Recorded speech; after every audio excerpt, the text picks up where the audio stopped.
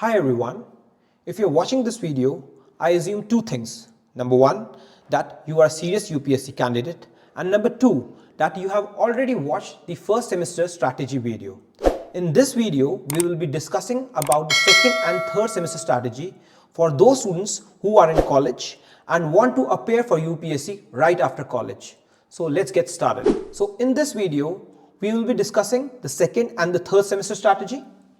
That is, which book you need to finish. Number two, how to set targets. So we'll divide the targets, a semester, into 6 months and the months into weeks so that you have your weekly targets set. Number three, in this semester, we will start the answer writing practice. We won't leave answer writing for the end. We will start at a very basic level and we'll see what kind of questions you should practice initially. Fine. So let's move on. So for second semester, let's see what we need to complete. तो हम इसमें 2 से 3 subject चलाएंगे. अगर आप ये हमारी strategy follow कर रहे हो तो सेकंड सेमेस्टर में आप 3 सब्जेक्ट्स चूज करिए. हमने चूज करे हुए हैं वो है polity Laxmikanth, geography NCERT class 11th and 12th. There are 4 NCERTs, right? 2 NCERTs in class 11th and 2 NCERTs in class 12th. And the third is modern history.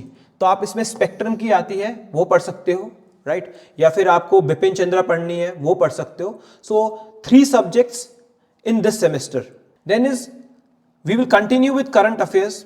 So I have this 75-25 strategy, or you can say 75-25 thing, which I think कि जो 75%, around about 75% which comes into newspaper is useless. It's not necessary for your UPSC preparation. Only 25% of the part of the newspaper is important for you.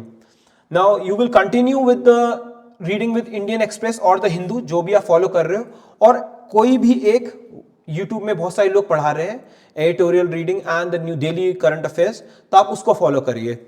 हम इसका video अलग से बनाएंगे. Then is set monthly and weekly targets. अभी next slide में आपको मैं दिखाऊंगा कि आपको एक सेमेस्टर में जिसमें 6 महीने हैं उसमें उसको कैसे सब डिवाइड करना है मंथली टारगेट्स में and then weekly targets. The objective is कि आप ये किताबें खत्म कर लें, plus don't get overwhelmed with information. And last but not the least, we will also start with answer writing practice. So जो आंसर राइटिंग प्रैक्टिस होगी, we will start with static questions, right, and gradually move up the ladder.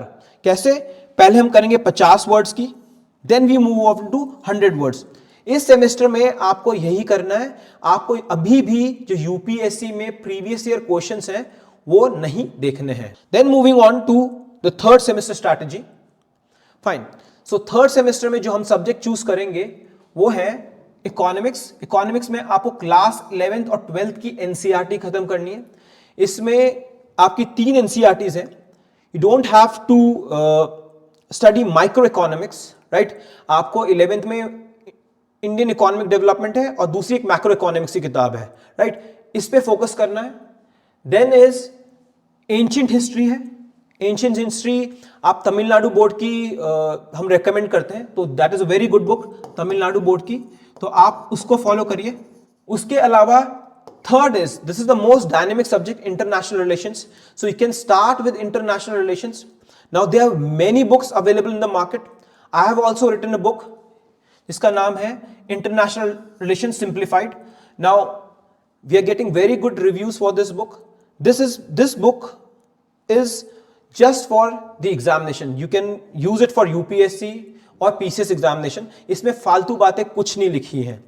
Plus इसमें आपको सारे के सारे UPSC के जितने भी आफ्टर 2013-12 जो पैटर्न चेंज हुआ उसे सारे सॉल्व आंसर मिलेंगे. उसके अलावा आपको उसमें उत्तराखंड PCS के सारे सॉल्व मेंस के आंसर मिलेंगे. उसके अलावा आपको उसमें यूपी PCS के भी सारे सॉल्व आंसर मिलेंगे. अपार्ट फ्रॉम दैट इसमें प्रीलिम्स के भी सॉल्व MCQs भी हैं, right? So you can always refer this book as well if you want our book. Then is in this semester start with your optional subject as well, right? इसके लिए हम अलग video बनाएंगे how to choose an optional subject. कुछ लोग उसी subject में graduation कर रहे होते हैं जो वो ऑप्शनल में चूज करेंगे, then they don't have a problem, they don't have a issue to how to balance it. But for those कि जो लोगों ने दूसरा ऑप्शन सब्जेक्ट चूज करना है, उसको कैसे चूज करना है and how to go about it, we will make a different video for that. Then current affairs will continue as we continued in the second semester, तो आप वैसे इसको पढ़ते रहिए। Now in this semester one thing, we will start with prelims MCQ. तो आप क्या करोगे, जो प्रीवियस ईयर क्वेश्चंस हैं सब्जेक्ट वाइज, बहुत सारी अवेलेबल हैं बुक्स मार्केट में, तो आप वो परचेज करिए और जो प्रीवियस ईयर क्वेश्चन है सब्जेक्ट वाइज, टॉपिक वाइज, वो करना स्टार्ट करिए। Now in this semester we are actually starting looking at the what kind of questions appear in UPSC, तो आपको ये करना स्टार्ट करना है। सेकेंड थिंग इज, क्यों हम ये कर रहे हैं? ये इसलिए कर रहे हैं, जो आपने पहले सेमेस्टर्स में किताबें पढ़ी हैं उसका रिवीजन भी साथ साथ में होता रहेगा। Second thing is, you will also know what kind of questions are coming in UPSC, क्योंकि अब आपने काफी कुछ पढ़ लिया है, तो आपको समझ आएगा किस तरह से भी पढ़ाई करनी है और कैसी इंफॉर्मेशन आपको स्टैंडर्ड बुक्स या नोट से निकालनी है। Third thing is answer writing practice. We will continue with the static answer writing practice. तो आपको जैसे आप सेकेंड सेमेस्टर में स्टैटिक क्वेश्चन के आंसर लिख रहे थे, वैसे ही आपको कंटिन्यू करना है। मैं आपको एग्जांपल दिखाऊंगा थोड़ी देर में कि what I mean by static questions. Just hold on. Okay, so अगर टारगेट्स कैसे सेट करने हैं, ये उसके बारे में बात करते हैं पहले, ठीक है? तो सेमेस्टर 2 का एग्जांपल लेते हैं। सेमेस्टर 2 में मैंने आपको 3 सब्जेक्ट्स के लिए बात करी थी। एक हमने करी थी ज्योग्राफी की, एक हमने करी थी पॉलिटी की, और तीसरी हमने करी थी मॉडर्न हिस्ट्री की।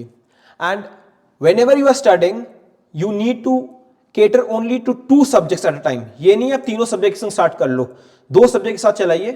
तो सपोजिटली आप 2 सब्जेक्ट आ रहे हो, जो है ज्योग्राफी और पॉलिटी लक्ष्मीकांत, ठीक है? तो हम लोग क्या करेंगे, जो 6 महीने हैं उसको सब डिवाइड कर देंगे 5, 6, और उसके बाद भी जो 4 हफ्ते हैं उसमें भी आप टारगेट्स बनाओगे अपने, ठीक है, हर एक हफ्ते का।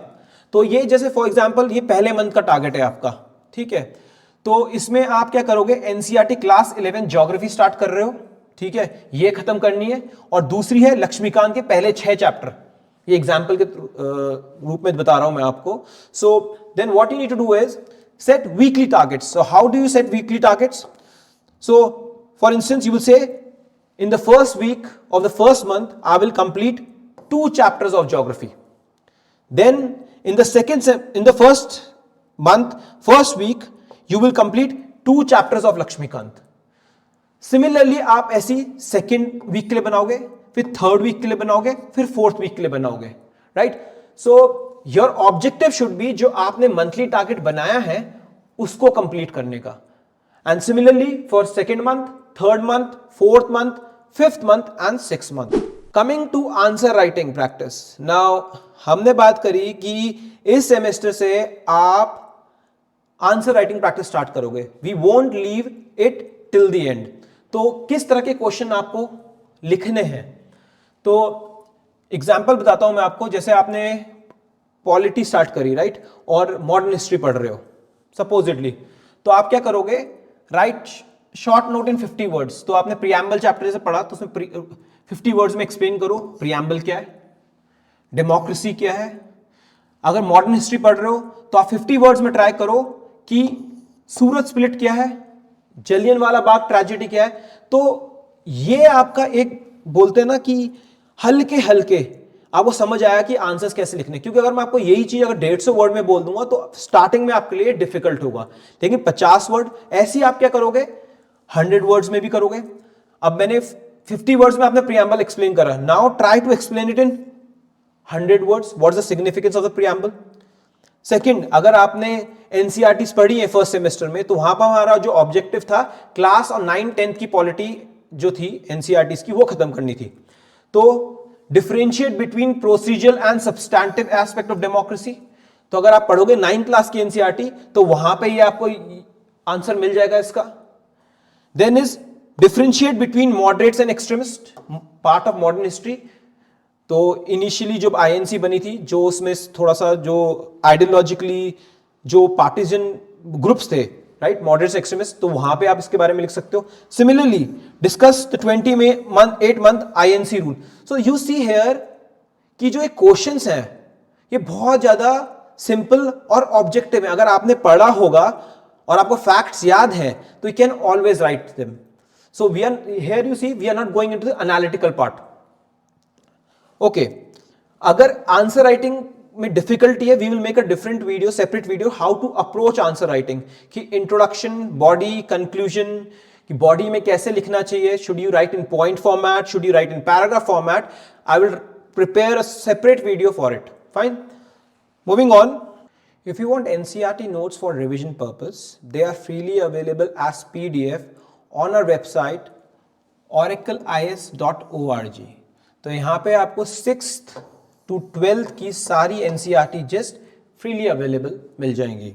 So what are my final thoughts? Just remember, Rome was not built in a day. Similarly, जो आपकी UPSC preparation है, अगर आप ये स्ट्रैटेजी फॉलो कर रहे हो तो आपकी एक स्ट्रॉन्ग सॉलिड फाउंडेशन हो जाएगी and you have to build on it. And at the same time don't forget to enjoy your college life.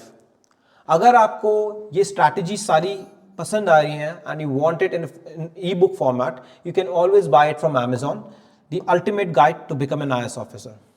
Thank you for watching this video. I will come with a 4th semester strategy video in the next few days. Thank you for watching. Bye-bye.